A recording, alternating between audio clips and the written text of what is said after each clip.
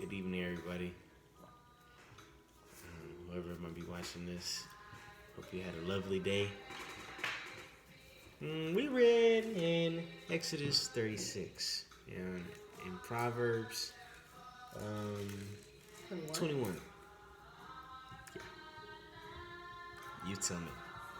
Go ahead. Well, in Exodus 36, again, it's going into Bezalel and Oholiab, and they were two very creative designers who were chosen because of their skill and because the Spirit of God was within them, and they were building a holy place for the Lord.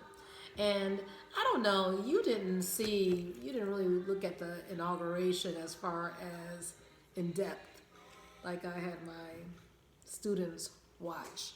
And of course, when you're a female, we like fashion. Did you notice any of the outfits, wardrobes? Speaking of designers. I like Donald Trump's trench coat and his nice red tie. Bold statements. It was a very good, and it was a good, respectful and nice wardrobe. Well, speaking of Trump, they were saying how Melania would always stay with the European designers, and she had this black two-piece, very, like I said, very serious, sleek.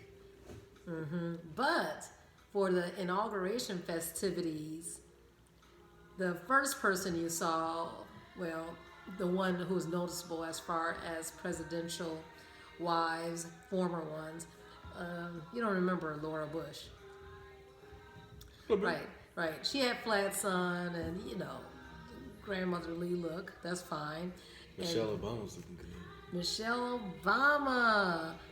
There was a brother from down south who made that two-piece. Wow. And people were like, she was just like... He had to be a little bit, funny, What I'm saying is she just dropped the mic after that. The way that entrance was plum color. Yeah.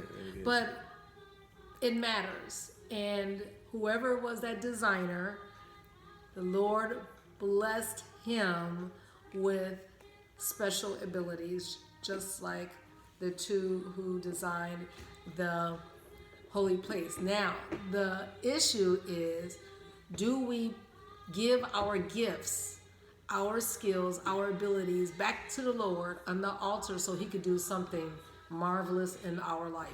We were talking about Amanda, what's her last name? Gorman,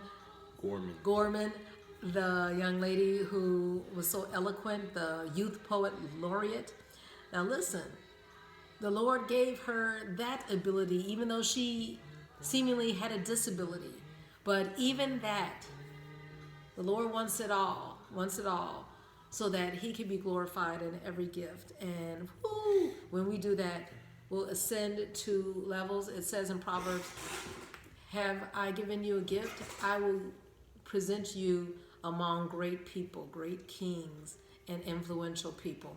So just stay surrendered to the Lord. What did you get out of Exodus 36 or anything from the gifts that the Lord has put within you? Because you started that today, as far as we should have confidence in the contents that the Lord has placed in us.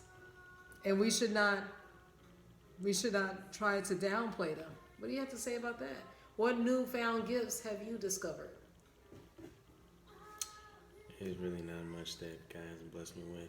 Now, that's not meant to be said in an arrogant way. It's just meant to be said in a way that there's nothing that I'm not capable of. It's just I just may have not been using it to my best ability. So God has blessed everybody with pretty much everything that they need to do. So it's just a matter of tapping into that. Tapping into it, right? So we want to be able to spend some time to search the Lord's will, in his will, the word, and so that our insides will align with his heart. And in Proverbs 21, he controls all of our hearts, even the people that he might bring us in front of those leaders, those people of influence. It says in the first verse, the king's heart is in the hand of the Lord. He is the hookup. He's the one who orchestrates connections and network and have us to do great things in a world audience. What? And as the rivers of water, he turneth the heart of that king whithersoever way he will. So he's in control. What do you have to say about that as far as your future? Yeah. What do you got to do? Do what you have to do. Make sure that you are totally yielded.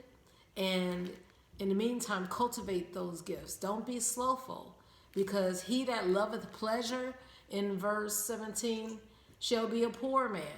But if you are diligent with what God has put in you, oh, the places you will go, like Dr. Seuss said. Have a good evening.